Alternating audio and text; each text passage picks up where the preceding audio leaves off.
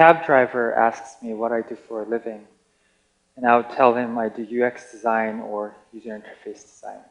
In most of the cases, the driver would still have a confused look on his face. So I would tell him, do you see the screen in front of you? I sometimes design things like that. And that's usually the end of the conversation. However, the answer isn't as simple as that. Interface is by definition to communicate or cause someone or something to communicate. It's the place where different systems come together and have an effect on each other. Throughout the years, ways of communicating through an interface have been evolving. It's become much more complex and versatile. And now, we're all used to the conventional user interface designs that we use in our daily lives. However, ways in which we compute or interact have been changing drastically. For example, some of the applications shown in science fiction films, such as speech, gesture, and augmented reality-based interactive systems are now becoming available to the mass market as the industry technology is catching up with the future visions from the past. If graphical user interface and print have been the dominant types of interfaces over the years, one might ask what it means to design an interface in the modern digital world we live in today and the near future. In the School of Design at Carnegie Mellon University, the faculty members and the students have been exploring various ways of approaching designing interactions. For example, Peter Scupelli and I taught the environments track last semester and looked into the possibility of designing an environment as an effective communication medium. My personal belief is that literally anything in our surrounding can become an interface. If that's the case, then how do you train young designers to prepare for such a world where the boundaries between the digital and the physical are being blurred? Before we talk about this topic, I want to mention that my job as a designer and design educator is to prevent things like that from happening. Because a designer has to use common sense. And using common sense is thinking and making from the user's point of view 24/7. Because design process is all about the design iteration. If you don't iterate the design or use common sense, you're going to end up with products that are simply not usable. That's why common sense is very important. Another important design attitude is being curious. And being curious is really important because seeing the detail makes a huge difference. Then how do you look at the world through the lens of design and create something meaningful? Yes, curiosity is the key. My peer at Carnegie Mellon University, Steve Stadelmeyer, asks questions all the time. Why is the sky blue? Why do you like orange? And what is the fundamental problem? He's always curious, and I think that makes him a wonderful mentor. So Steve and I are teaching the environments track this semester, and Steve created these elaborate drop lenses. And we asked our students to use the lens and create custom microscope machines. And we told them to go out there and look around the world. Look into the unseen, the details, and be inspired. And most importantly, ask questions. The project was about using curiosity to better understand the world in which we live. And it was about looking at the unnoticed and even learn how to appreciate where we are. Lastly, thinking about it through making. Curiosity leads us to many places. When I was at the MIT Media Lab and Tangible Media Group, one of the things that I learned was to design things that we couldn't experience or see yet.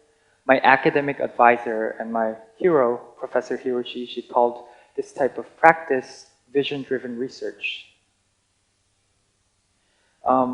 And I was interested in the next vision for augmented reality. At the lab, Shitish Marwa and I thought the killer app for augmented reality was tagging information onto arbitrary objects. But what if you can scale up microscopic objects and leave annotations or embed information onto the hidden parts? That question led us to introduce the concept of scaled reality. Later on, I collaborated with Shunichi Kasahara and Valentin Hyun under Hiroshi Ishii's advisement. We collaborated on a system design, a multi-user augmented reality design that enabled co-located users to place drawings, pictures, and annotations on top of the physical environment. This made me wonder what remote 3D collaboration might look like in a mixed reality settings. And that made me work on my next project, Anoscape. I worked with Kojo Shigeru and Tony Tang under Hiroshi on this system design that enabled remote participants to collaborate in a shared 3D virtual space using live video overlay technique.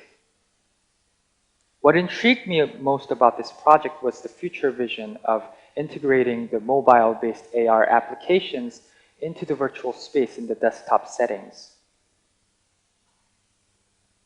When I joined the Skype design team as a UX designer at Microsoft, I was assigned and was in charge of the Skype for HoloLens companion experience design under Mark Swift's management. And to me, this was very exciting because it was a continuum of my ongoing research related to augmented reality-based communications and spatial annotations. Being exposed to one of the first conventional user interface designed for mixed reality made me realize something really important. If you want to design on a particular platform, you have to actually experience the design. And in that sense, creating physical prototype of that piece and having a demo of the experience is critical. And in that sense, we had to ask many questions, come up with many various questions to provide the right visions through these type of explorations. And also, unlike the science fiction films, we had to make the product usable. When I returned to the academia as a design educator, I challenged my students to think outside the box. In my graduate interaction design studio course, I had the students build augmented reality-based user experience in space to create a convincing user interface design beyond just flat screens. I had the students build one-to-one demo of the experience. Obviously, the goal wasn't to invent new technology. Rather, the focus was on providing the right visions and the design guidelines for the near future progressive user interface designs. And apparently, the students were having lots of fun. To me, this was very important because as a teacher, one of my goals is to make sure my students are having fun. I don't think learning should be boring. It can be done through playing. And in addition to using common sense and staying curious, my last take-home message is that a designer should enjoy the process of making, because playing and having fun is really critical in the process of design in the creative side.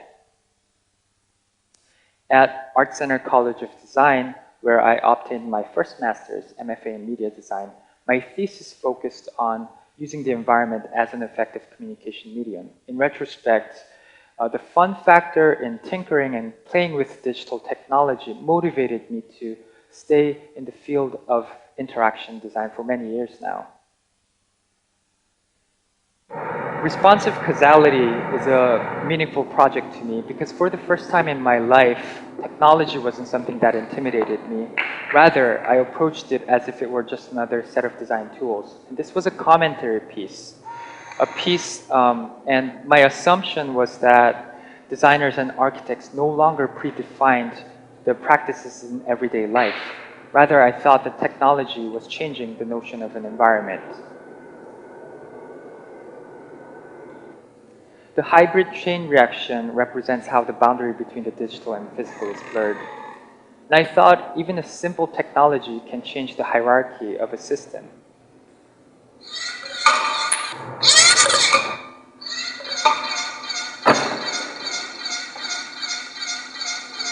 The interactive installation took place at an aircraft manufacturing facility built during the World War II, and nobody had access to the gigantic aircraft hangar door. In the setting, the participant simply tips over a physical piece of domino to trigger these interactions, to eventually make that robotic finger open the door.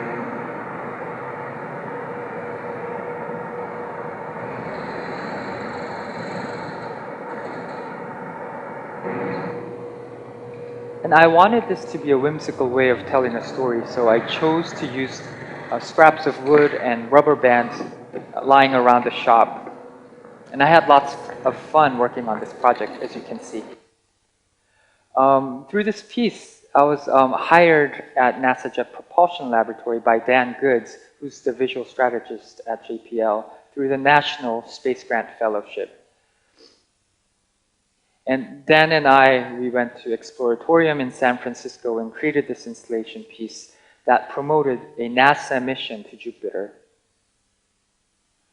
We embedded an array of DC fans underneath the fog that was generated by ultrasonic water misters. We also had infrared LEDs underneath the fog that was exposed through the cameras or digital phones that people had. We were designing for things that we couldn't experience or see yet. And since no human beings has been to the Jupiter atmosphere, we had to use our imagination to visually simulate the planet's atmosphere. Through this project, I learned the importance of speculations in a design process. And predicting the future is actually very hard, and that's why living in the world that we are in is very interesting. As a kid, I never expected myself, I had no clue that I would be working at the intersection between design and technology. Yet here I am talking about vision-driven research. My advisor at MIT once told me that teaching should never be the goal. Rather, it should be means to create meaningful impact to the environment and the world. I want my students to stay curious, get inspirations, and have lots of fun when they're out there, and use common sense to make the world a better place to live in. A place where someone from far away or from the far future will look upon and say it was good. Thank you.